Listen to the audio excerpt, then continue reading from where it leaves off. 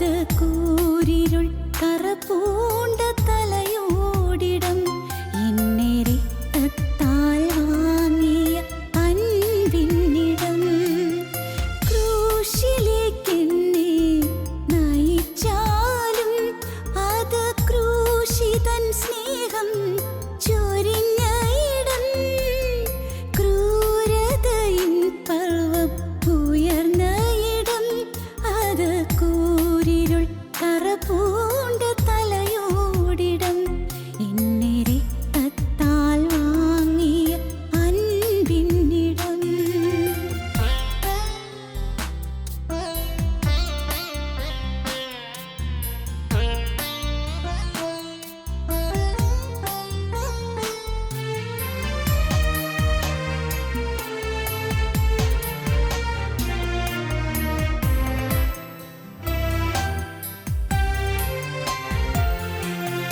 നീതിവൻ വിജയം വരിച്ച ഇടം അത് സാത്താന്യ വിഷമുള്ളൊടിഞ്ഞ ഇടം നിത്യരക്ഷാവേല തീർത്ത ഇടം അത് നിത്യത തൻ വീഥി തുറന്ന ഇടം ലോകപാപക്കടം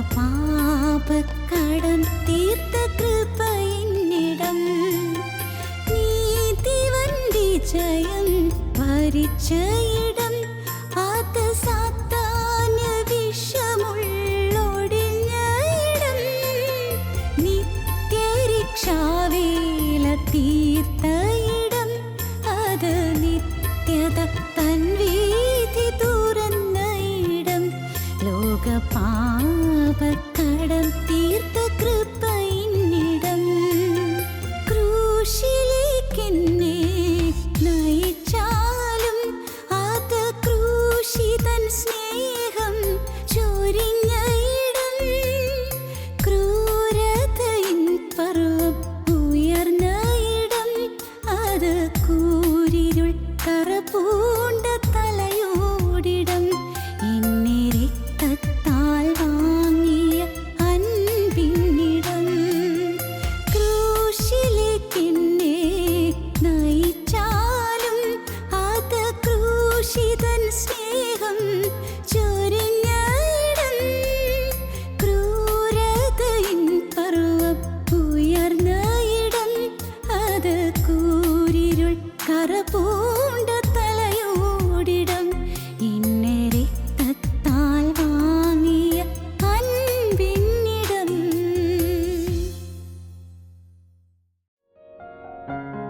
ഞങ്ങളും ക്രൂശിക്കപ്പെട്ട ക്രിസ്തുവിനെ പ്രസംഗിക്കുന്നു. ദൈവ തിരുനാമത്തിന് മഹത്വം ഉണ്ടാകട്ടെ. സർദീസ് സഭയുള്ള ദൂതിൽ ഞാൻ നിൻ്റെ പ്രവൃത്തി അറിയുന്നത് പറഞ്ഞിട്ട് കർത്താവ് പറയുകയാണ്, നീ അറിയുന്നത് പോലെയല്ല, നീ മനസ്സിലാക്കുന്നത് പോലെയല്ല. നീ ജീവനുള്ളതെന്നാണ് നിൻ്റെ പേര്. ആളുകൾ നിന്നെ ജീവനുള്ളതെന്നാണ് കരുതുന്നത്. ജീവനുള്ളതെന്ന് നിനക്ക് പേരുണ്ട്, എങ്കിലും നീ മരിച്ചവനാകുന്നു. ജീവനുള്ളവനെന്ന് നിനക്ക് പേരുണ്ടെങ്കിലും നീ മരിച്ചവനാകുന്നു. ദൈവത്തിന് സ്തോത്രം. എന്താണ് പറഞ്ഞതിൻ്റെ അർത്ഥം? അതിൻ്റെ അർത്ഥം ദുർവ്യാപകമായ അർത്ഥം ഗ്രഹിക്കണമെങ്കിൽ ലൂക്കോസിന് ശേഷം 15-ാം അധ്യായം 24-ാം വാക്യം വായിക്കാം. പിന്നെ 32-ാം വാക്യവും. ഈ എൻ്റെ മകൻ മരിച്ചവനായിരുന്നു, വീണ്ടും ജീവിച്ചു, കാണാതെ പോയിരുന്നു, കണ്ടുകിട്ടിയിരിക്കുന്നു എന്ന് പറഞ്ഞു. ഇതിന് സ്തോത്രം. ഈ എൻ്റെ മകൻ മരിച്ചവനായിരുന്നു. അപ്പം പറയുകയാണ്, ധൂർത്തപുത്രൻ മടങ്ങി വന്നപ്പോൾ അപ്പം പറയുകയാണ്, ഈ എൻ്റെ മകൻ മരിച്ചവനായിരുന്നു, വീണ്ടും ജീവിച്ചു. വീണ്ടും 32-ാം വാക്യം.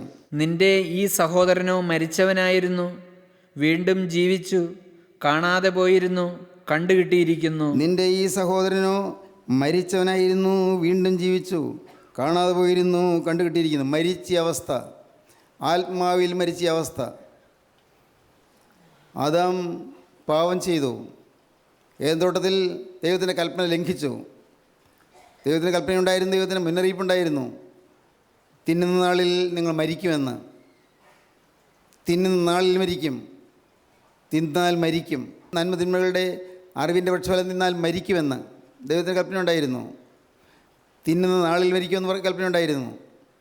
ആദാം തിന്നു, അനുസരണക്കേട് കാണിച്ചു, ആദാം മരിച്ചു. പക്ഷേ ആദാം പിന്നെയും 930 വർഷം ജീവിച്ചിരുന്നു. അതെന്താണ്? ആത്മാവ് മരിച്ചു, പക്ഷേ ശരീരം ജീവിച്ചിരുന്നു. അനേകരിന്ന് ആത്മാവ് മരിച്ചിരിക്കുന്നു, പക്ഷേ ശരീരം ജീവിച്ചിരിക്കുകയാണ്. ഒരു നിമിഷം നിങ്ങൾ ചിന്തിച്ച് നോക്കൂ. നിങ്ങൾക്ക് കോപവും വാശിയും വൈരാഗ്യവും പിണക്കവും വരുമ്പോൾ ആത്മാവ് മരിക്കും. നിങ്ങൾക്കറിയാമോ? കോപിച്ച് വിറഞ്ഞ് ഭാര്യയോടാണെങ്കിലും ഭർത്താവിനോടാണെങ്കിലും അല്ല മക്കളോടാണെങ്കിലും അതല്ല ജോലിക്കാരോടാണെങ്കിലും ആരോടാണെങ്കിലും ഒന്ന് സംസാരിക്കുമ്പോൾ നമ്മുടെ ഹൃദയത്തിൽ കോപവും ഈർഷ്യയും പതഞ്ഞ് പൊന്തുമ്പോൾ അപ്പോൾ നമ്മുടെ ആത്മാവ് മരിക്കുകയാണെന്ന് അറിയാമോ? പ്രിയപ്പെട്ടവരെ, നിങ്ങൾ പലരും അത് ഗ്രഹിക്കുന്നില്ല. എല്ലാം നിസ്സാരമായി കാണുന്നേ ഉള്ളൂ. കംപ്ലൈസൻറ്റ്, അലംഭാവത്തോടെ കാണുന്നു, ഗൗരവം കൊടുക്കുന്നില്ല. നിങ്ങൾ ഓർക്കുക, പാപം വന്നാൽ മരിക്കും. മദ്യപാനം ചെയ്യണമെന്നില്ല, അല്ലെങ്കിൽ മറ്റ് വൃത്തികെട്ട ജീവിതം നയിക്കണമെന്നില്ല. മനസ്സിൽ കൂടി പോകുന്ന അശുദ്ധ വികാരങ്ങൾ ഇതെല്ലാം വരുമ്പോൾ ആത്മാവ് മരിക്കും. ആത്മാവ് മരിക്കുന്നതിന് മുൻപ് ഒരു കാര്യമുണ്ട്, ആത്മാവ് കെട്ടുപോകും. അതിനു മുമ്പൊരു കാര്യമുണ്ട്, ആത്മാവ് ദുഃഖിക്കും. പരിശുദ്ധാത്മാവിനെ ദുഃഖിപ്പിക്കരുതെന്ന് ഒരു ദിവസം പറയുന്നു. പരിശുദ്ധാത്മാവിനെ ദുഃഖിപ്പിക്കരുത്. അവനാലല്ലോ നിങ്ങൾക്ക് വീണ്ടെടുപ്പ് നാളിനായി മുദ്രയിട്ടിരിക്കുന്നത്. പരിശുദ്ധാത്മാവിനാലാണ് നമുക്ക് മുദ്ര കിട്ടിയിരിക്കുന്നത്. ഈ ആത്മാവ് അവിടെ ദുഃഖിച്ചിരിക്കാനിട വരരുത്. ആത്മാവ് മങ്ങിപ്പോകാനിട വരരുത്. പരിശുദ്ധാത്മാവ് നമ്മുടെ ഹൃദയത്തിൽ കിട്ടിയ പരിശുദ്ധാത്മാവ് മങ്ങിപ്പോകാനിട വരരുത്. എത്ര പരിപാലനമായി ഞാൻ സൂക്ഷിക്കണം.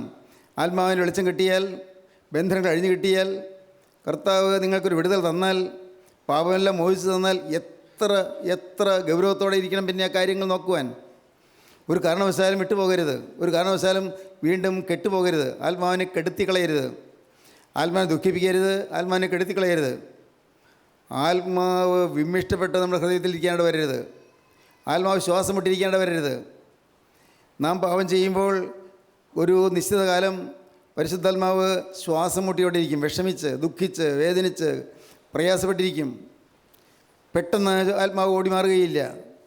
നാം പാപത്തെ ഓർത്ത് അനുഭവിച്ചാൽ ആത്മാവിൻ്റെ ആ വേദന മാറും. പരിശുദ്ധാത്മാവിൻ്റെ ആ വേദന മാറും. അപ്പോൾ നമുക്ക് വീണ്ടും യഥാസ്ഥാനപ്പെടാൻ സാധിക്കും. ആത്മാവിനെ കെടുക്കരുത്. ആത്മാവിനെ തുച്ഛീകരിക്കരുത്. ആത്മാവിനെ ചെറുതായി കാണരുത്. പരിശുദ്ധാത്മാവിനെ തുച്ഛീകരിക്കരുത്. ആത്മാവിനെ കെടുക്കരുത്. ആത്മാവിനെ തുച്ഛീകരിക്കരുത്. ആത്മാവിനെ മരിപ്പിക്കരുത്, കൊല്ലരുത്. ആത്മാവ് ദുഃഖത്തോടെ ഇരിക്കേണ്ട വരരുത്. ആത്മാവ് നിങ്ങളുടെ ഹൃദയത്തിൽ ശ്വാസം വിട്ടിരിക്കേണ്ട വരരുത്. നമ്മുടെ പലരുടെയും ജീവിതത്തിലേക്ക് തിരിഞ്ഞു നോക്കൂ. ജീവിതത്തിലേക്ക് നിങ്ങൾ കാണാമല്ലോ, തിരിഞ്ഞു നോക്കൂ. നമ്മുടെ ഹൃദയത്തിൽ അത്യന്തം ദുഷ്ടതയുള്ളതായ ചിന്തകൾ വരുന്നില്ലേ? ചിലരെക്കുറിച്ച് നമുക്ക് പകയും വിദ്വേഷവും വരുന്നില്ലേ? ചിലരെക്കുറിച്ച് നമുക്ക് ഈർഷ്യയും പിണക്കവും വരുന്നില്ലേ? ചിലരെക്കുറിച്ച് നമുക്ക് വിട്ടിട്ടും പോകാത്ത രീതിയിലുള്ളതായ മത്സരഭാവങ്ങൾ വരുന്നില്ലേ? പരിശുദ്ധാത്മാവ് ദുഃഖിച്ചു മാറും. പോരാ, ഏതാനും സമയം കഴിഞ്ഞ്, നിശ്ചിത സമയം കഴിയുമ്പോൾ ആത്മാവ് കെട്ടുപോകും. വിളക്ക് കെട്ടുപോകും. ദൈവത്തിന് സ്തോത്രം. പ്രിയപ്പെട്ടവരെ, വിളക്ക് കെട്ടുപോകുന്നൊരവസ്ഥയുണ്ട്. കത്തിയിരിക്കുന്ന വിളക്ക് കെട്ടുപോകുന്നൊരവസ്ഥയുണ്ട്. കത്തിയിരുന്നു, പ്രഭാതത്തിൽ കത്തിയിരുന്നു. പക്ഷേ പ്രഭാത ഭക്ഷണത്തിൽ വന്നപ്പോൾ ഒരു നീരസം വന്നേ ഉള്ളൂ. അതിനെ തോന്നുന്നു എന്തോ ചില വാഗ്വാദങ്ങൾ ഭാര്യയുമായിട്ടുണ്ടായി. എന്തോ നിസ്സാരമായ കാര്യം. ഒരുപക്ഷേ കറിക്ക് ഉപ്പ് കൂടിപ്പോയെന്നോ അതല്ലെങ്കിൽ ആഹാരം വൃത്തിയായിട്ട് വെന്തില്ലെന്നോ അങ്ങനെ എന്തെങ്കിലും സ്ത്രീ കഷ്ടപ്പെട്ടുണ്ടാക്കിയിട്ട് ഇങ്ങനെ പറഞ്ഞല്ലോ എന്നുള്ളതുകൊണ്ട് സ്ത്രീക്ക് ദേഷ്യം വന്ന് കാണും. അവൾ തിരിച്ച് തർക്കത്തെ എന്തെങ്കിലും പറഞ്ഞു കാണും. അപ്പോൾ ഭർത്താവിന് ദേഷ്യം വർദ്ധിച്ച് കാണും. അതോടുകൂടി ഈ പെടഞ്ഞ് മരിക്കുന്നത് ആത്മാവാണ്, പരിശുദ്ധാത്മാവാണ് മരിക്കുന്നത്. ആളുകളൊന്നും അറിയുന്നില്ല. പരിശുദ്ധാത്മാവ് മരിച്ചു പോകുന്നു. നമ്മൾ ലളിതമായി പറയട്ടെ, നിങ്ങളുടെ കുടുംബജീവിതത്തിൽ ഭദ്രമായ സമാധാനമുണ്ടോ? ഭാര്യയും ഭർത്താവും ഒന്നാണോ? ഒരു ഹൃദയമാണോ? എത്ര പ്രാവശ്യം പറഞ്ഞ കാര്യമാണിത്. അനേകരുടെ ജീവിതത്തിൽ ഇന്ന് പരിശുദ്ധാത്മാവിന് പ്രവർത്തിക്കാൻ വയ്യാത്ത വിധത്തിൽ പരിശുദ്ധാത്മാവ് ദുഃഖിച്ചുകൊണ്ട് കഴിയുന്ന അവസ്ഥയിൽ ഇന്ന് കഴിയുന്നു. അനേക കുടുംബങ്ങളിൽ സമാധാനമില്ല. മാതാപിതാക്കളെ മക്കൾ അനുസരിക്കുന്നുണ്ടോ? അമ്മ പറഞ്ഞാൽ, അപ്പൻ പറഞ്ഞാൽ അതേപടി അനുസരിക്കാൻ മക്കൾക്ക് മനസ്സുണ്ടോ? മക്കൾക്ക് അവരൊരു മാർജിനിട്ട് മാത്രമേ അനുസരിക്കുകയുള്ളൂ. എന്ന് പറഞ്ഞാൽ അപ്പൻ പറഞ്ഞാൽ ഇത്തിരി ഗൗരവമുണ്ട്, അനുസരിക്കും. അമ്മ പറഞ്ഞാൽ ഗൗരവമില്ല, അനുസരിക്കില്ല. തെറ്റാണത്. നിൻ്റെ നന്മയ്ക്ക് വേണ്ടിയല്ലേ അപ്പനും അമ്മയോ നിന്നോട് പറയുന്നത്. നിനക്ക് നന്നായി വരാൻ വേണ്ടിയല്ലേ പറയുന്നത്. പക്ഷേ അവനത് മനസ്സിലാകുന്നില്ല. മോൾക്കത് മനസ്സിലാകുന്നില്ല. അപ്പനും അമ്മയും കരഞ്ഞു പറഞ്ഞാലും മോൾക്കത് മനസ്സിലാകുന്നില്ല. അവളുടെ ഹൃദയത്തിൽ കടുംപിടുത്തങ്ങൾ, ദുർവാശിയാണ്. ഓരോ മനുഷ്യൻ്റെ ഉള്ളിൽ എത്ര പിശാചുകളാണ് കഴിയുന്നത്. പിശാചുകൾ കൂടി കഴിയുകയാണ്. പർവ്വജാതിക്ക് കൂടുണ്ട്, കുതിരകൾക്ക് കുഴിയുണ്ട്, മനുഷ്യപുത്രനോ തലചായ്പാനിടമില്ല. തലചായ്പാനിടമില്ല. കർത്താവിനോട് ഇരിക്കാൻ സ്ഥലമില്ല. മനുഷ്യപുത്രന് മാത്രം തലചായ്പാനിടമില്ല. കുറുനിരയിൽ നിങ്ങൾക്ക് കുഴിയുണ്ട്. കാട്ട് കുറുക്കന് നിൻ്റെ ഹൃദയത്തിൽ കുഴിയുണ്ട്. ആകാശത്തിലെ പർവ്വജാതിക്ക് നിൻ്റെ ഹൃദയത്തിൽ കൂടുവയ്ക്കാനുള്ള സ്ഥല സൗകര്യമുണ്ട്. പർവ്വജാതി എല്ലാം പിശാചുക്കളെ കുറിക്കുന്നു. കുറുനിരകൾക്ക് കുഴിയും പർവ്വജാതിക്ക് കൂടുമുണ്ട്. മനുഷ്യപുത്രനോ തലചായ്പാനിടമില്ല. ഇത് നമ്മുടെ ജീവിതത്തിൽ എങ്ങനെയാണെന്ന് ചിന്തിച്ച് നോക്കണം. എൻ്റെ ജീവിതം എങ്ങനെയാണ് എൻ്റെ ജീവിതം. ഇന്ന് എൻ്റെ ഹൃദയത്തിൽ യേശുക്രിസ്തുവിനെ വിശ്രമിപ്പാൻ സ്ഥലമുണ്ടോ? അതോ മറ്റെന്തെങ്കിലും കൊണ്ട് ഞാൻ എൻ്റെ ഹൃദയം നിറച്ചിരിക്കുകയാണോ? ആകുലങ്ങളാൽ ഹൃദയം നിറച്ചിരിക്കുന്നുണ്ട്. ആകുലങ്ങൾ, ഭാരങ്ങൾ, ഭയപ്പാടുകൾ, ഭീതികൾ, ആശങ്കകൾ, ഉത്കണ്ഠാകുലമായ കാര്യങ്ങൾ, എല്ലാം ഹൃദയത്തിനെ പീഡിപ്പിക്കുന്നതായ കാര്യങ്ങൾ, ഇതെല്ലാം നിങ്ങളെ ആത്മീയ മരണത്തിലേക്ക് കൊണ്ടുപോകും. കർത്താവ് പറഞ്ഞു, ദൈവത്തിന് സ്തോത്രം, ഒന്നിനെക്കുറിച്ചും വിചാരപ്പെടരുത്. വിചാരപ്പെടരുത്, പാവമാണ്. മോഷ്ടിക്കരുത് എന്ന് പറഞ്ഞ അതേ ദൈവം തന്നെയാണ് പറഞ്ഞത് വിചാരപ്പെടരുത് എന്ന്. വ്യഭിചാരം ചെയ്യരുത് എന്ന് പറഞ്ഞ അതേ ദൈവം തന്നെയാണ് പറയുന്നത് നീ നിൻ്റെ ജീവിതത്തിൽ ചെറുതെന്ന് കരുതുന്നതായ പാവങ്ങൾ നീ കുടുങ്ങിപ്പോകരുത് എന്ന്, ആകുലപ്പെട്ടു പോകരുത് എന്ന്. വിചാരപ്പെടുന്ന എന്തിനെന്നാണ് കർത്താവ് ചോദിക്കുന്നത്. സ്തോത്രം. പറയാൻ എളുപ്പമാണ്, എനിക്കറിയാം. ചില യാഥാർത്ഥ്യങ്ങൾ വന്ന് വയറ്റുമുട്ടുമ്പോൾ നാമും പതറിപ്പോകും. ഞാനും പതറിപ്പോയിട്ടുണ്ട്. ചിലപ്പോൾ മനസ്സിൽ ഭാരം വന്നിട്ടുണ്ട്, ചിലപ്പോൾ ദുഃഖവും സങ്കടവും വന്നിട്ടുണ്ട്, ചിലപ്പോൾ ഹൃദയത്തിൽ വിഷാദം വന്നിട്ടുണ്ട്, ചിലപ്പോൾ ഞാൻ മ്ലാനവതനായി പോയിട്ടുമുണ്ട്. ഞാൻ ഭയത്തോടെ പറയുകയാണ്. എന്നാൽ ഭാഗ്യവശാൽ അടുത്ത നിമിഷത്തിലേക്ക് നീങ്ങുന്നതിന് മുൻപ് ഞാൻ കാര്യം തിരിച്ചറിയുന്നു. എൻ്റെ കർത്താവേ, ഭാരം വന്നല്ലോ കർത്താവേ, എനിക്ക് ചില കാര്യങ്ങളിൽ ചില ഇഷ്ടക്കുറവുകളെന്നല്ലോ കർത്താവേ. അത് നിൻ്റെ സ്വഭാവമല്ലല്ലോ, യേശുക്രിസ്തുവിൻ്റെ സ്വഭാവമല്ലല്ലോ കർത്താവേ. എനിക്ക് ഒന്നേ വേണ്ടു, യേശുക്രിസ്തുവിൻ്റെ സ്വഭാവം. ഹല്ലേലൂയ, ദൈവത്തിന് സ്തോത്രം. യേശുക്രിസ്തുവിൻ്റെ സ്വഭാവം, ക്രിസ്തുവിൻ്റെ സ്വഭാവം വരണം. അതാണ് ക്രിസ്തീയ ജീവിതം. ദൈവത്തിൻ്റെ വലിയ നാമം മഹത്വപ്പെടട്ടെ. ദൈവത്തിന് സ്തോത്രം. ആത്മാവ് മരിച്ചു പോകുന്ന അവസ്ഥ. ജീവനുള്ളതെന്ന് നിനക്ക് പേരുണ്ടെങ്കിലും നീ മരിച്ചവനാകുന്നു. ആത്മാവ് മരിച്ചിരിക്കുന്നു. ആകുലഭാരങ്ങൾക്ക് ഒരിക്കലിടം കൊടുക്കരുത്. ആകുലഭാരങ്ങൾ ഒന്നിനെക്കുറിച്ചും വിചാരപ്പെടരുത്. എല്ലാറ്റിലും പ്രാർത്ഥനയാലും അപേക്ഷയാലും നിങ്ങളുടെ ആവശ്യങ്ങൾ സ്തോത്രത്തോടുകൂടെ ദൈവത്തോട് അറിയിക്കത്രേ വേണ്ടത്. എന്നാൽ സകല ബുദ്ധിയെയും കവിയുന്ന ദൈവസമാധാനം നിങ്ങളുടെ ഹൃദയങ്ങളെയും നിലവുകളെയും ക്രിസ്തു യേശുവിൽ കാക്കും. സകല ബുദ്ധിയെയും കവിയുന്ന ദൈവസമാധാനമുണ്ട്, അത് നിങ്ങളെ കാക്കും. സ്തോത്രം. വിചാരപ്പെടുന്നതിനാൽ തൻ്റെ നീളത്തോടെ ഒരു മുഴം കൂട്ടുവാൻ ആർക്ക് കഴിയും? വിചാരപ്പെടുന്നതുകൊണ്ട് എന്ത് പ്രയോജനമുണ്ട്? നിൻ്റെ ആത്മാവ് മരിക്കുമെന്ന് മാത്രം. വിചാരപ്പെടരുത്. എങ്ങനെ വിചാരപ്പെടാതിരിക്കും? വിചാരപ്പെടാതിരിക്കാൻ ഒരു മാർഗ്ഗമേ ഉള്ളൂ. ഈ ആകുലങ്ങൾ വരാതിരിക്കാൻ ഒരു മാർഗ്ഗമേ ഉള്ളൂ. ക്രിസ്തുവിൽ വിശ്വസിക്കുക. എന്നെ സ്നേഹിക്കുന്ന ക്രിസ്തു ജീവിക്കുന്നു. എൻ്റെ യേശു എനിക്ക് വേണ്ടി ഏറ്റവും നല്ലത് ചെയ്യും. വിശ്വസിക്കുക. എൻ്റെ യേശു എനിക്ക് വേണ്ടി ഏറ്റവും നല്ലത് ചെയ്യും. സ്തോത്രം. എനിക്കെന്ത് സംഭവിച്ചാലും യേശു അറിഞ്ഞിട്ടാവുന്നു വരുന്നത്, അല്ലാതെ ഒന്നും വരികയില്ല. എൻ്റെ തലമുടിനാർ പോലും യേശു എണ്ണിയിരിക്കുന്നു. അതുകൊണ്ട് ഒന്നുപോലും സ്വർഗ്ഗസ്നാപിതാവ് അറിയാതെ കൊഴിഞ്ഞു വീഴുകയില്ല. ഉറപ്പായൊരു ധൈര്യമാണത് കിട്ടുന്നത്. സ്തോത്രം. ആകുലങ്ങളെല്ലാം ഉണ്ട്, എല്ലാവർക്കും ഉണ്ട്, ഭാരങ്ങളുണ്ട്. പക്ഷേ എൻ്റെ ദൈവം അറിയാതെ ഒന്നും വരികയില്ല. മകനെ, നീ വിചാരിക്കും, മനസ്സിലാക്കൂ, ഇന്ന് നിനക്കുള്ളതായ ഈ സാഹചര്യം സ്വർഗത്തിലെ ദൈവം അറിഞ്ഞു തന്നെയാണ്. നിന്നെ കാച്ചി പഴുപ്പിച്ച് നിന്നെ അടിച്ച് മൂർച്ചയുള്ളനാക്കി തീർക്കാനുള്ള സ്വർഗത്തിൻ്റെ വെപ്രാളമാണ് കാണുന്നത്. സ്തോത്രം. സ്വർഗത്തിൻ്റെ വേവലാതി എത്രയും വേഗം നിന്നെ ശുദ്ധീകരിച്ചെടുക്കണം. അതിനുവേണ്ടി ചില പരീക്ഷകൾ നിനക്ക് വരികയാണ്. അത് കണ്ട് നീ ഭയപ്പെട്ടു പോകരുത്. ഒന്നിനെക്കുറിച്ച് വിചാരപ്പെടരുത്. എന്നാൽ ചെയ്യേണ്ടതെന്താണ്? എല്ലാം കർത്താവിൽ ഫലമേൽപ്പിക്കുക. ദൈവത്തിന് സ്തോത്രം. അവൻ നിങ്ങൾക്കായി കരുതുന്നതാകിയാൽ നിങ്ങളുടെ സകല ചിന്താകുലവും അവൻ്റെ മേലിട്ട് കൊള്ളുവീൻ. സകല ചിന്താഭാരങ്ങളും യേശുവിൻ്റെ മേലിട്ട് കൊള്ളുവീൻ. നമ്മുടെ രക്ഷയാകുന്ന ദൈവമായി നാൾതോറും നമ്മുടെ ഭാരങ്ങളെ ചോക്കുന്ന കർത്താവ് വാഴ്ത്തപ്പെടുമാറാകട്ടെ. ദൈവം നമുക്ക് ഉദ്ധാരണങ്ങളുടെ ദൈവമാകുന്നു. എന്തൊരു അത്ഭുതം! ദൈവം നമുക്ക് ഉദ്ധാരണങ്ങളുടെ ദൈവമാകുന്നു. ദാവീദ് പറയുകയാണ്. എത്രയോ ആകുലഭാരങ്ങൾ വലിയ ആളാണ് ദാവീദ്. പറയുകയാണ്, നമ്മുടെ രക്ഷയാകുന്ന ദൈവമായി നാൾതോറും നമ്മുടെ ഭാരങ്ങളെ ചോക്കുന്ന കർത്താവ് വാഴ്ത്തപ്പെടുമാറാകട്ടെ. ദാവീദ് പിന്നെയും പറഞ്ഞു 55 സങ്കീർത്തനത്തിൽ, നിൻ്റെ ഭാരം യഹോവയുടെ മേൽ വെച്ചുകൊള്ളുക, അവൻ നിന്നെ പുലർത്തും, നീതിമാൻ കുരുങ്ങിപ്പോകാൻ ഒരു നാൾ സമ്മതിക്കുകയില്ല. ദൈവത്തിന് സ്തോത്രം. നിരാശ വന്നു മുറ്റിയ കാലങ്ങളിൽ, ഭാരം അലട്ടിയപ്പോൾ, ആകുലങ്ങൾ വന്ന് എന്നെ പീഡിപ്പിച്ചപ്പോൾ ഞാൻ ഈ വാക്യങ്ങൾ കാണാതെ പറയും. പറഞ്ഞിട്ടും ഈ ചിന്തകൾ പോകുന്നില്ല, ഈ എൻ്റെ ആകുലങ്ങൾ പോകുന്നില്ല, ആവലാതികൾ പോകുന്നില്ല. മനസ്സിൽ ഭാരങ്ങൾ, നിരാശകൾ, മറ്റുള്ളവർ നേരിടുന്നതായ അവഗണനകൾ, ഒറ്റപ്പെടുത്തലുകൾ. ദൈവത്തിന് സ്തോത്രം. ഇതൊക്കെ വരുമ്പോൾ ഞാൻ കൂടെ പറഞ്ഞിട്ടുണ്ട്. നിൻ്റെ ഭാരം യഹോവയുടെ വിളിച്ചു കൊള്ളുക, അവൻ നിന്നെ പുലർത്തും. നീതിമാൻ കുലുങ്ങി പോകുവാൻ അവൻ ഒരു നാൾ സമ്മതിക്കുകയില്ല. സ്തോത്രം. പെട്ടെന്ന് ഞാൻ ഞെട്ടിത്തിരിയും. കർത്താവേ, ഞാൻ പറഞ്ഞല്ലോ നീതിമാൻ കുലുങ്ങി പോകാൻ സമ്മതിക്കില്ലെന്ന്. ഞാൻ നീതിമാനായില്ലല്ലോ. അപ്പോൾ ഞാൻ പറയും, കർത്താവേ ഇല്ല, ഞാൻ നീതിമാനായില്ല. നീതിമാൻ കുലുങ്ങി പോകാനാണ് സമ്മതിക്കാത്തത്. ഞാൻ നീതിമാനായില്ല. എന്നെ നീതിമാനാക്കണമേ, ഇനിയും എന്നെ കഴുകണമേ, തിരക്തത്താൽ എന്നെ കഴുകണമേ. അങ്ങനെയാണ് പ്രാർത്ഥനകൾ പോകുന്നത്. ദൈവത്തിന് സ്തോത്രം. ദൈവത്തിന് സ്തോത്രം. പ്രിയപ്പെട്ടവരെ, ഈ യേശുക്രിസ്തുവിനെ നിങ്ങൾക്ക് നാഥനായി കിട്ടിയാൽ നിങ്ങൾ ഭാഗ്യശാലികളാണ്. യേശുക്രിസ്തുവിനെ നിങ്ങളുടെ നിതാന്ത സഖിയായി കിട്ടിയാൽ നിങ്ങൾ ഭാഗ്യശാലികളാണ്. യേശുക്രിസ്തുവിനെ ഉത്തമ സ്നേഹിതനായി നിങ്ങൾ കിട്ടിയാൽ നിങ്ങൾ ഭാഗ്യശാലികളാണ്. യേശുക്രിസ്തുവിനെ നിങ്ങളുടെ ഗൈഡായിട്ട്, നിങ്ങളുടെ നടത്തിപ്പുകാരനായിട്ട്, നിങ്ങളുടെ ലീഡറായിട്ട്, നിങ്ങളുടെ നായകനായിട്ട് യേശുവിനെ കിട്ടിയാൽ നിങ്ങൾ ഭാഗ്യശാലികളാണ്. യേശുവിനെ കിട്ടുക, യേശുവുള്ള ജീവിതം എന്തൊരു ശക്തമായ അനുഭവമാണെന്നോ, സൗഭാഗ്യകരമായ അനുഭവമാണ് യേശുവുള്ള ജീവിതം. ചിലപ്പോൾ പൈസയ്ക്ക് ഞെരുക്കം വരും, മനുഷ്യനല്ലേ, എന്ന് വരാം. പക്ഷേ പൈസയ്ക്ക് ഞെരുക്കം വരുമ്പോഴും ആശ്രയിക്കാം, മുട്ടിപ്പായിട്ട് ആശ്രയിക്കാം. ദൈവത്തിന് സ്തോത്രം. ദൈവത്തിന് വലിയ നാമം മഹത്വപ്പെടട്ടെ. ഇവിടെ മനോഹരമായ ചില പുസ്തകങ്ങൾ ഞാൻ വായിച്ചിട്ടുണ്ട്.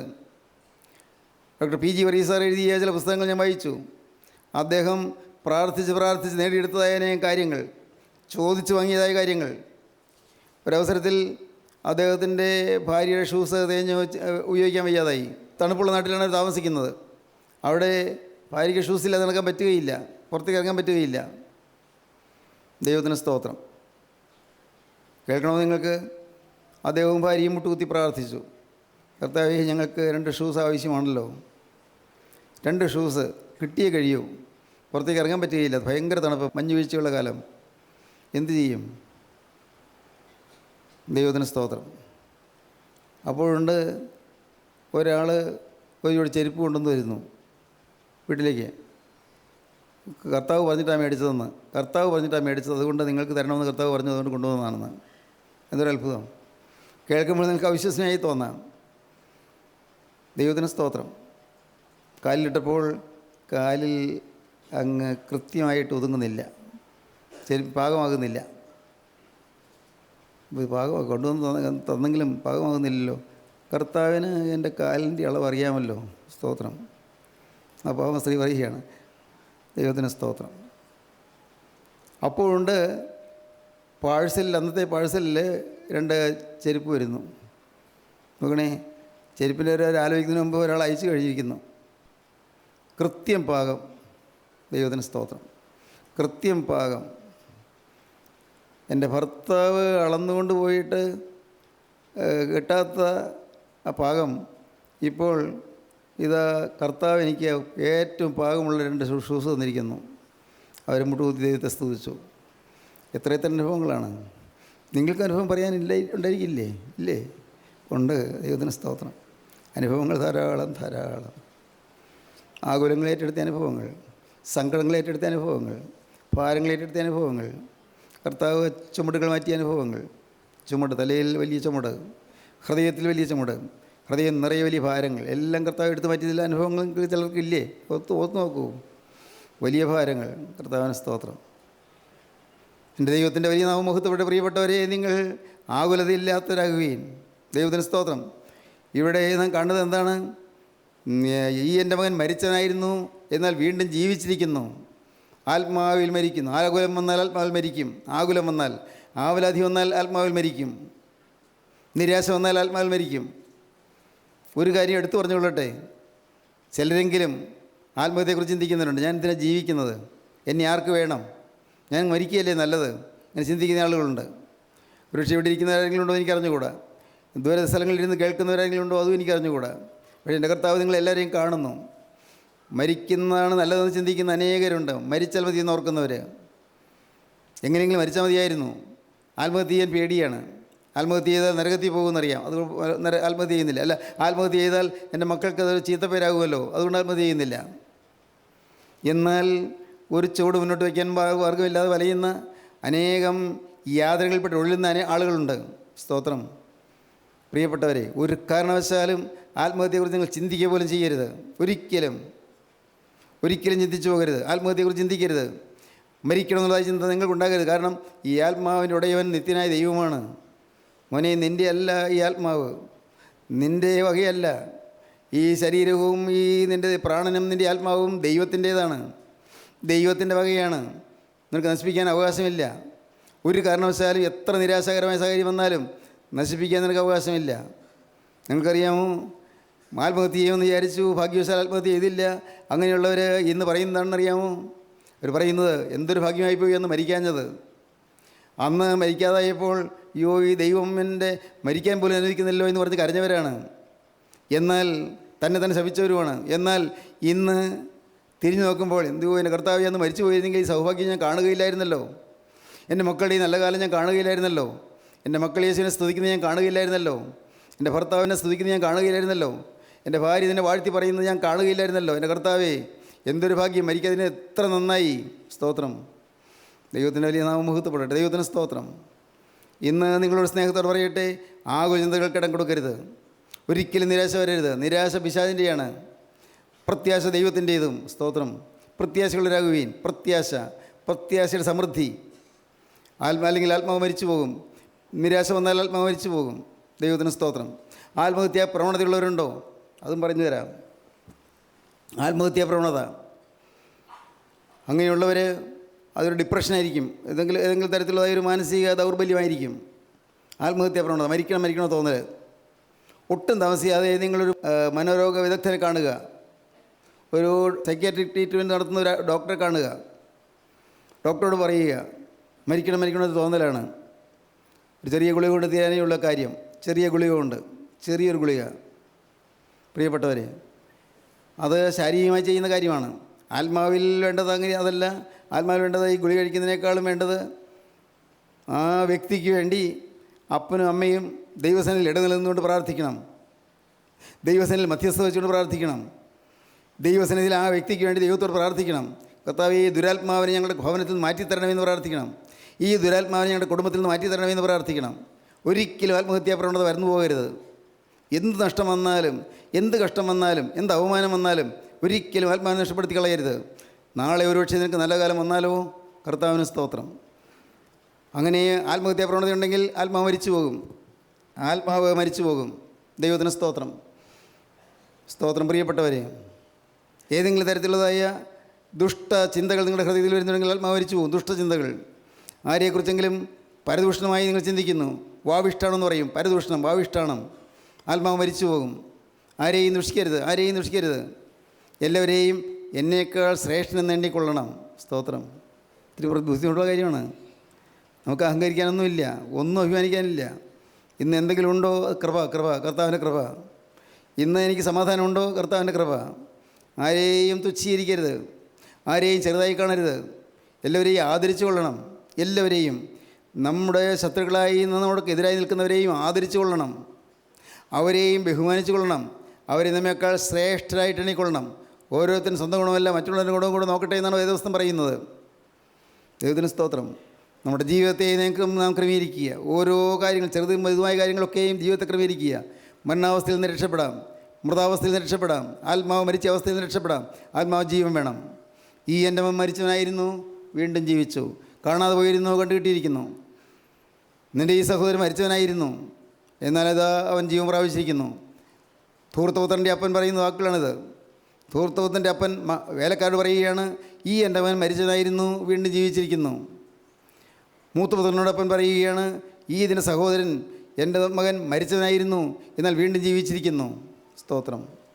ഇന്ന് സഹോദരങ്ങളെ, നിങ്ങൾക്ക് ആത്മാവിൽ മരിച്ച അവസ്ഥയിലാണോ നിങ്ങൾ നിൽക്കുന്നത്? ജീവനുള്ളതെന്ന് നിനക്ക് പേരുണ്ടെങ്കിൽ നീ മരിച്ചവനാകുന്നു. ആത്മാവിൽ മരിച്ചിരിക്കുകയാണോ? നിങ്ങൾ വ്യക്തമായി കാണുക, നിങ്ങളുടെ ഹൃദയത്തെ കാണുക. ഉള്ളിൻ്റെ ഉള്ളറകളിലേക്ക് കടന്ന് നിങ്ങൾ നോക്കുക, ചിന്തിക്കുക.